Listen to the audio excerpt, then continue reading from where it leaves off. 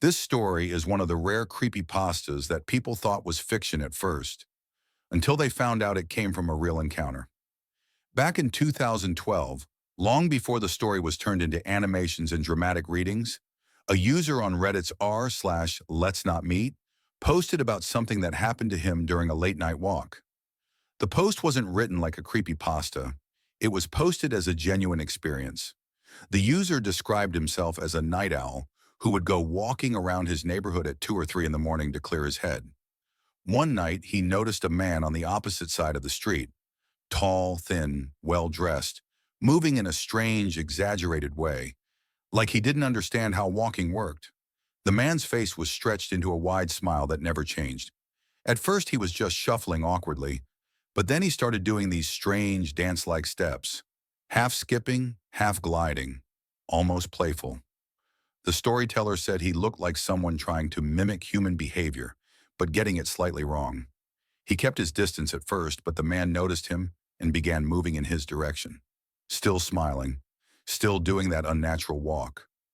The witness crossed the street to avoid him. He sprinted home.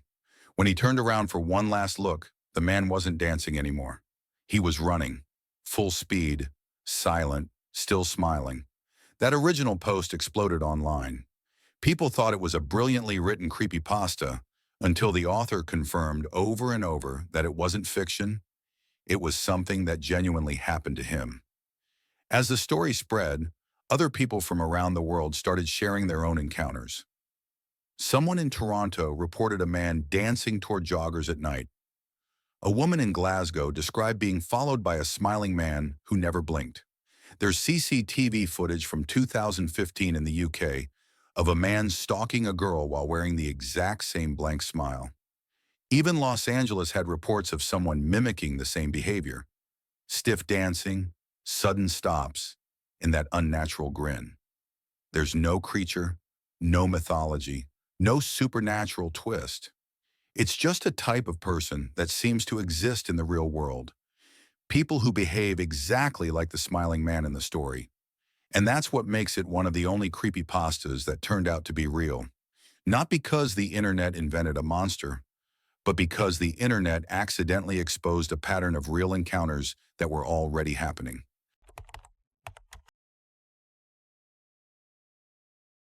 In the mid-2000s, when forums were still the center of online horror culture, a group of anonymous users on 4chan's/B board tried something different. They wanted to create a brand new monster from scratch, something that looked human, but just wrong enough to feel real. According to breakdowns on Creepypasta archives, the creature went through several early designs before settling into the version people recognize today. A pale, hairless humanoid that crawls on all fours, with long limbs and sharp rake-like claws.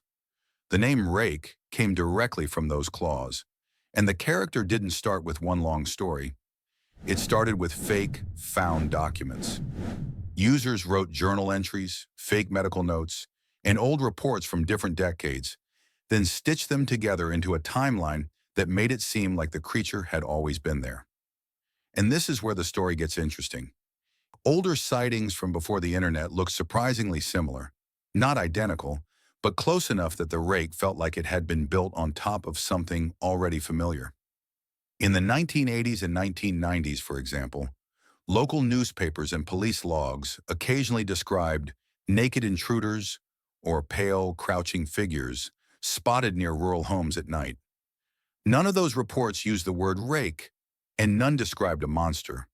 Most were dismissed as trespassers or people in distress. But the physical descriptions line up almost perfectly with what the creepypasta later turned into. They weren't connected to anything at the time. There was no shared name, no defined creature, just individual stories from different people describing something pale, human-shaped, and unsettling.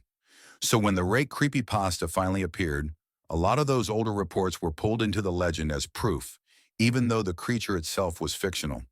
After the creepypasta spread, new sightings appeared everywhere. Encrypted groups, late-night trail camera posts, and paranormal blogs. Some were obvious hoaxes, but others came from people who didn't reference the story at all. They just described a pale figure crouched in their yard, or a long-limbed humanoid crossing a road at night, and commenters pointed out how closely it matched the rake.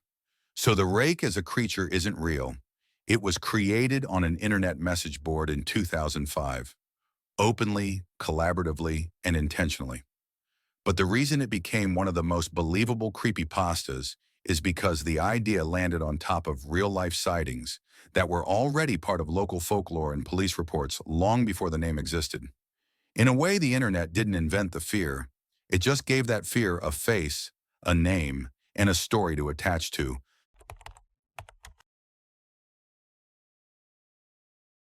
Back in 2009, when shows like Lost were wrapping up, MySpace was collapsing, and horror communities were shifting onto forums and early social media, a Photoshop contest on the website, Something Awful challenged users to create the creepiest paranormal image they could. Most entries were typical ghost edits, but one user posted something different: a tall, faceless figure in a suit, standing behind a group of kids in a black and white photo. The character had no name at first, but the forum quickly settled on one: Slender Man. It didn't take long before people started building stories around him. Users wrote that he lurked in forests, appeared in old photographs, and silently watched children from a distance. The character spread everywhere. YouTube found footage, ARG series, entire wikis, and endless fan stories. For most people, that's all it ever was: a creepy online legend.